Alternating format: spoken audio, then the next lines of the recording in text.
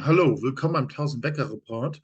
Heute mit dem Thema Silberausbruch steht unmittelbar bevor.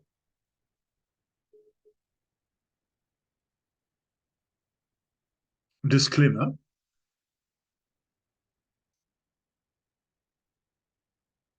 Silberausbruch steht unmittelbar bevor. Silber folgt lehrbuchartig dem Wyckoff-Schema. Wir befinden uns kurz vor dem Abschluss der Phase D, die von einem Ausbruch beendet wird und in die Phase E übergeht, die nur von einem weiteren Anstieg gekennzeichnet ist.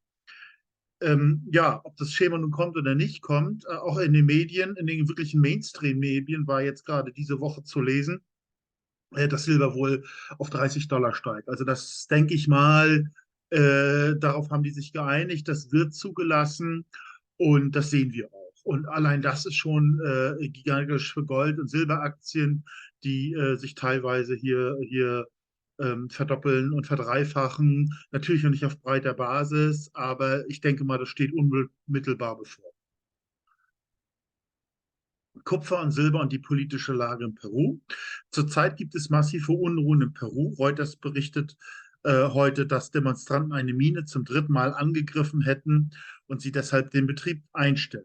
Peru ist der zweitgrößte Kupferproduzent der Welt. Peru ist der drittgrößte Silberproduzent und verfügt über die weltweit größten Silberreserven. Sollte es wegen Störungen durch die Unruhen zu einem Produktionsausfall kommen, hätte das gravierende Folgen für die weltweite Silber- und Kupferversorgung. Ein solches Ereignis würde die Knappheit beider Metalle massiv erhöhen. Die Preise könnten förmlich durch die Decke gehen und das schon innerhalb der nächsten Tage und Woche. Ob das jetzt der Katalysator für höhere Gold- und Silber- und Kupferpreise ist, weiß man nicht, aber oftmals wird dann sowas genommen und das dann damit begründet und der Preis geht hoch. Vielleicht ist es auch in diesem Fall so. Wir müssen das abwarten. Das Hui-Gold-Ratio hat die Korrektur sichtbar beendet und steht kurz vor einem Ausbruch. Die 20- und 50-Tageslinie hat gerade die 200-Tage-Linie nach oben durchkreuzt. Man könnte das wie in der Vergangenheit als bullisches Doppelkreuz interpretieren. Goldaktien, die sich von ihren Tiefs immer deutlich erholt haben, werden in den kommenden Tagen noch versteckt weiter ansteigen, bis dann ein massiver Ausbruch für jeden sichtbar ist. Bereiten Sie sich also darauf vor und schließen Sie die letzten Käufe ab, bevor die Rallye losbricht. Ja, vielleicht die, die es nicht wissen, die Hui-Gold-Ratio, da wird die Gruppe der Goldaktien in Relation mit Gold gesetzt. Viele denken, dass Goldaktien und Gold gleich ist sie nicht, sondern wie Sie sehen, schwanken die stark zueinander. Mal ist Goldaktien im Verhältnis zu Gold unheimlich billig und mal sehr teuer. Und das ist der eigentliche Grund, warum für Goldaktien investiert wird. Wir glauben ja, dass es total billig wäre. Und Sie sehen das hier auch. Das war zum Beispiel während der Corona-Krise, waren sie ungeheuer billig. Da hätte man halt Goldaktien kaufen müssen oder weiter aufstocken müssen, was sie vermutlich getan haben. Und dann eigentlich bei so einem Zwischenhoch verkaufen. Natürlich tut man das nicht, weil man auf diese große Goldaktien-Rallye wartet, sondern nimmt dann teilweise solche langanhaltenden Talfahrten mit. Und schlimm war ja auch letztes Jahr dieser Fake-Ausbruch hier bis März 22, das war ja diese Russland-Krise, da war ja Gold auch schon über 2000 und anstatt dass es weiterging, ist das passiert. Nun ist eigentlich sehr, sehr gut hier der Boden ausgeformt worden von dieser Ratio, also Goldaktien dürften nicht mehr weiter fallen. Das ist für mich eigentlich die Basis für einen super Spike nach oben, der am Ende die Dimension haben müsste, wie damals hier von der Corona-Krise es hochgeht. Vermutlich brechen wir jetzt aus dieser Region aus und das Ende der Goldaktienrallye bringt uns vielleicht Richtung 0,20 darüber, 0,25, 0,3, vielleicht zum ursprünglichen Median, der bei 0,35 lag. Diese Ratio war im Jahr 2004 schon bei 0,63. Da sehen Sie, wie billig sie sind. Genau das ist auf diesen Hauptindikator, den werde ich Ihnen auch verlinken, müssen Sie gucken. Daran können Sie sehen, ob Goldaktien billig oder teuer sind. Und natürlich in diesen Tälern sind sie hier billig, wie wir das jetzt hier gerade seit September gelesen hat. Und denke ich mal, aber diese Preise kommen nicht zurück. Wir sind vom Ausbruch. Und genauso war es hier eben billig. Und da haben Sie einfach immer noch mal wirklich einen fabelhaften Indikator zu sehen, wo Sie sind bei Goldaktien. Ja, hier geht es um einen angehenden Silberproduzenten Australien, 68 Millionen kanadische Dollar Marktkapitalisierung, moderates Risiko. Also das Unternehmen besitzt 7 Projekte in Südaustralien und Tasmanien, einschließlich des zu 100% befindlichen Silberprojektes Paris, das höchstgradigste noch nicht erschlossene Silberprojekt in Australien, das sich auf der Eyre Peninsula, also Halbinsel in Südaustralien befindet. Das Silberprojekt Paris befindet sich auf einem zentralen Eyre pensioniert ist etwa 60 Kilometer nördlich der regionalen Stadt Kimber und etwa 7 Autostunden von südaustralischen Hauptstadt Adelaide entfernt ist. Das Projekt Paris verfügt über eine Mineralressourcenschätzung 18,8 Millionen Tonnen mit 88 Gramm pro Tonne Silber und 0,52% Blei. Insgesamt sind das 53 Millionen Unzen Silber, also mehr oder weniger hochgradiges Gold. Gut, geht bis hin zu Medium, aber ist immerhin in Australien. Ähm, und es ist eine Produktion von 3 Millionen Unzen Silber anvisiert pro Jahr.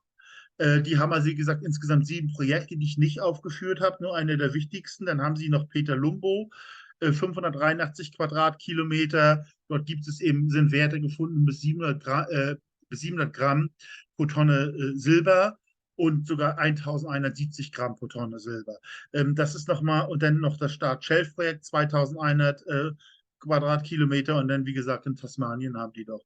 Das heißt, diese Preise, die wir hier angesetzt haben, wir haben nur hier 53 Millionen Unzen Silber hier angesetzt. Da ist nichts weiter eingerechnet, weder das Blei, die 97.000 Tonnen Blei, noch irgendeine Ressourcenschätzung aus den anderen 7 Projekten. Also das noch ungeheuer viel Potenzial. Und das Attraktive ist, dass sie ja durch diese Produktion von Silber dann dadurch Einnahmen haben und können dadurch die Exploration der weiteren Gebiete fördern. Nochmal die Lage. Sie sehen das hier Adelaide, nicht weit von Adelaide, an diesen Buchten hier. Das ist diese Bucht, wo diese sich befinden. Also eigentlich eine gute Lage eigentlich auch und eben 1A Rechtsgebiet. Und am Chart sehen Sie auch, die ist eigentlich schon mal stark ausgebrochen, mehr oder weniger von 1 oder 2 Cent auf 0,12 Cent, also sich schon fast verzehnfacht hat, damals beim letzten Goldaktienanstieg. Und im Grunde genommen ist sie korrigiert, ist sie auch auf keinen Fall auf das alte Niveau zurückgegangen und dürfte eigentlich meines Erachtens jetzt im nächsten Goldbank das alte Hoch übertreffen. Und möglicherweise gibt es auch noch eben dann positive Nachrichten von den anderen Projekten. Also wir kommen auf einen Potentialfaktor, das ist natürlich nur ein theoretischer Potentialfaktor von 39. Das heißt, wenn Gold auf 2500 und Silber 50 geht, könnte in dieser Aktion das 35-fache steigen. Es wäre in dem Fall 1,80 $. Also das ist einfach ein Versuch einer Abschätzung, wo steht diese Aktie bei einer absoluten Markteuphorie für Gold und Silber. Das halt in die Formel gepackt, über die Marktkapitalisierung im Verhältnis mit den Anzahl da unten des Grad des Goldes ist Länderrisiko gegeben. So, das ist halt eine Abschätzung, weil nur so kann man ja nicht die Goldaktien meiner Meinung nach vergleichen. Also ein interessantes Unternehmen, wie immer keine Kaufempfehlung, aber sicher relativ sicheres Investment aus meiner Sicht. Ja, warum sind wir in diesem Sektor? Wir haben die alten Zahlen der 1970er Jahre, wo die Goldaktien bei weitem nicht so tief bewertet sind, wie sie jetzt sind. Und daher leiten wir ab, Gold muss eigentlich nur ein paar $100 hochgehen, vielleicht auf 2,4, 2,5. Und wir sehen eine überproportionale Goldaktienmania im Stile der 1970er Jahre. Das ist die große Hoffnung. Natürlich gibt es keine Garantie, aber die Verhältnisse heute sind viel extremer. Warum sollte es dann solche finale Goldaktien-Rallye da nicht geben? Und das ist eben die ganz große Chance. Wenn man aus $1.000 konnte man damals durchaus gar nicht selten eine Viertelmillion machen. Das ist einfach eine ungeheure Chance und deswegen sind wir im Sektor, weil vielleicht sowas Ähnliches passiert, von diesen niedrigen Bewertungen aus. Ja, 1000-Wecker-Report. Wir versuchen eben diese Aktien zu identifizieren, nach moderaten, hohen und sehr hohen Risiko das Ganze zu sortieren. Ein Portfoliovorschlag kann ich Ihnen auch zusammenstellen bei Interesse. Finden Sie alles verlinkt. Einlagerung von Gold und Silber in Einkaufsgemeinschaft. Das ist einfach ein Tool, um genügend und ausreichend an Gold und Silber zu kommen. Eine Überweisung und schon ist das im zollfreien Lager in der Schweiz eingelagert. Genauso leicht ist der Verkauf und die sind zu jeder Zeit an physische Waren gekommen und sind eigentlich auch die günstigsten am Markt. Sicherlich mal einen Blick wert.